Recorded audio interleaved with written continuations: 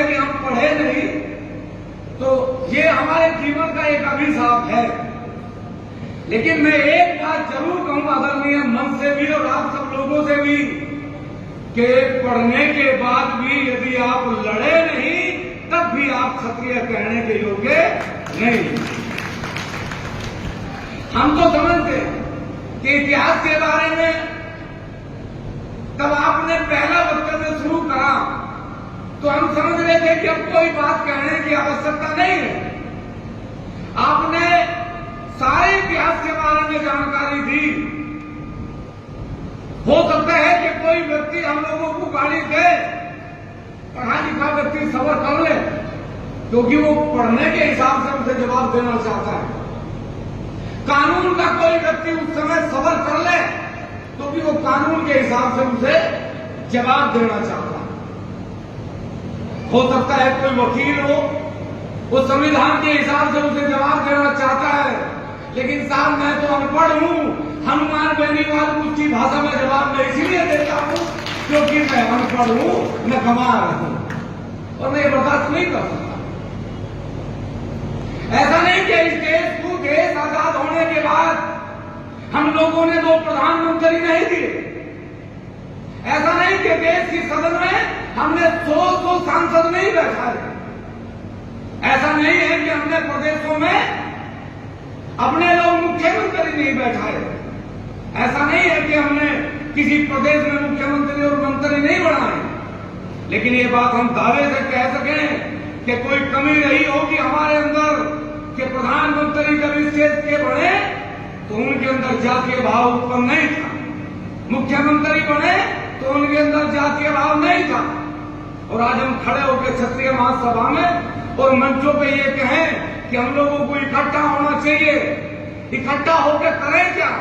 सांसद बनावे इकट्ठा होकर, विधायक बनावे सांसद इकट्ठा होकर, और उसी सदन में रामजी लाल जैसा व्यक्ति खड़ा होना के और राणा संघा को गद्दार कहे और सदन का एक व्यक्ति उसकी कनपटी पे चाटा ना मार सके, तो ऐसे सांसदों की जरूरत हम लोगों को नहीं है।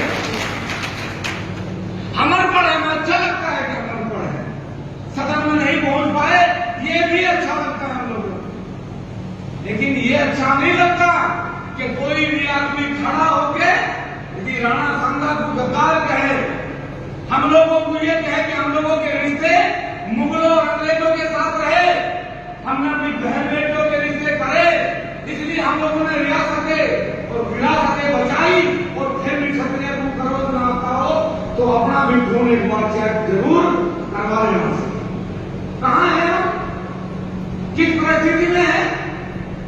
2 प्रधानमंत्री देने के बाद, 8 मुख्यमंत्री देने के बाद, 4,500 विधायकों में 1238 विधायक रिजर्वेशन के देने के बाद, इसी आरक्षण से अपने बच्चों की नौकरी देने के बाद, और बचे कुछ स्वाभिमान पे SC/ST की चोट लगवाने के बाद भी यदि आप उठ के खड़े नहीं हो सकते तो फिर ऐसे विधायक और सांसदों की देश को कोई आवश्यकता नहीं।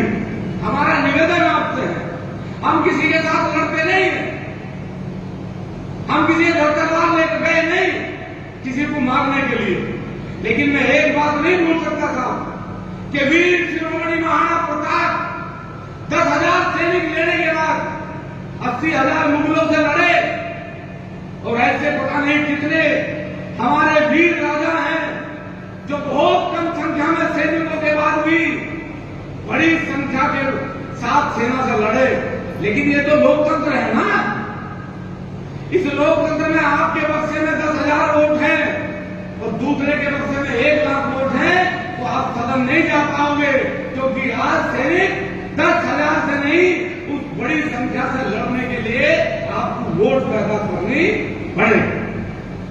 और फिर हमारे आरोप है वो कभी जाट लोग पंचायत करते हैं, कभी विक्षर लोग पंचायत करते हैं, कभी दलित लोग पंचायत करते हैं, और पंचायत करके हमारे खिलाफ मोर्चा खोलते हैं। तो हमारा आप लोगों से निवेदन है, हम उस समाज को समझाने के लिए नहीं आए, हम सिर्फ आप लोगों से एक सवाल करने के लिए आए कि रियासतें और जब आप लोगों ने दान दी, आरक्षण के नाम पर नौकरी आप लोगों ने दी, तो फिर उसके बाद भी इस देश को राष्ट्र बनाने के नाम पे जब आप लोगों का शोषण हुआ, और आज इतने वर्षों के बाद 75 साल के बाद जब देश में अमृत महोत्सव मनाया जा रहा हो, और फिर आपके महापुरुषों को गाली दी जा रही हो और आप लोग एक बार ना बोलते हो, तो ये भी एक चिंता का विषय है।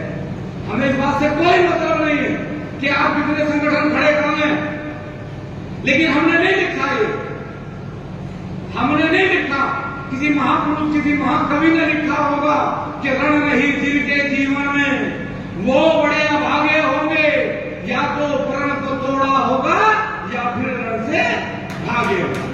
आज आप लोगों के पास संकट काल है और क्षत्रिय की हमेशा आदत रही है, छात्र धर्म को बचाना आप लोगों का धर्म है। हमारे पे भाषण देना नहीं आता, इतिहास के बारे में हम लोगों को ज्ञान नहीं है। मैं वर्तमान में यदि बात करूं तो चाहे वो राजस्थान हो, चाहे महाराष्ट्र हो, चाहे मध्य प्रदेश हो, चाहे उत्तर प्रदेश हो, चाहे हरियाणा हो, पहली बार 26 साल के बाद यहां विनोदरानाथ हम्बड़ जी मौजूद है हरियाणा से। 26 साल के बाद इतनी बड़ी संख्या होने के बावजूद भी 26 साल के बाद एक कैबिनेट मंत्री हरियाणा में आपके समाज से चुने गए।